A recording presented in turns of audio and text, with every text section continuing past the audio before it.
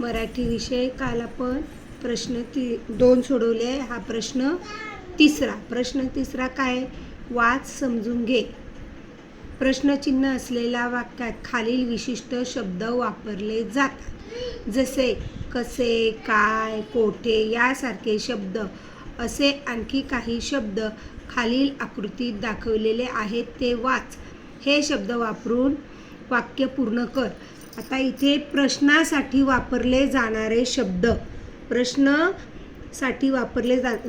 म्हणजे हे शब्द आले की प्रश्न विचारले असं असतं. बघा आता, कोठे, कधी, काय, कोणता, केव्हा, कोणती हे जे शब्द आहेत हे वापरले की काय तयार होतात? प्रश्न तयार होतात. प्रश्न तयार करण्यासाठी कोठे, कधी, काय, कोणता, केव्हा, कोणती असे शब्द वापरले जातात. आता हे शब्द वापरून आपल्याला हे गाळलेल्या जागा भरून ही वाक्य पूर्ण करायची आहेत. हे प्रश्न तयार करायचे आहेत. आता बघा, 1 नंबर काय? तुझे नाव टिंबटिंब आहे. मग प्रश्न काय विचारणार आपण? तुझे नाव काय? कोणता शब्द वापरला ह्यातला? काय. काय हा शब्द वापरायचा. काय आहे. प्रश्न तयार झाला. तू टिंबटिंब राहतोस. आता आपल्याला प्रश्न विचारायचा आहे म्हणून तू कोठे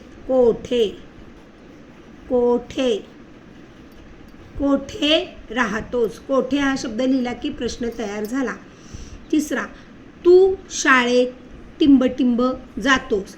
आता कोणता शब्द वापरायला लागेल?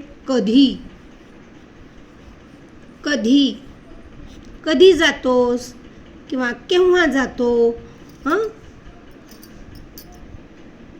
तुझी शाळा केव्हा सुटते.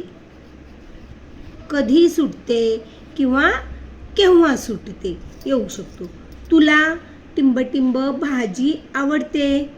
तुला कोणती? आपण काय विचारतो? तुला कोणती भाजी आवडते? हा झाला प्रश्न. मग हे प्रश्न विचारले की समोरची व्यक्ती आपल्याला उत्तर देते. मला मेथीची भाजी आवडते, मला पालक भाजी आवडते. तुला टिंबटिंब खेळ आवडतो. आता प्रश्न विचारायचा, तुला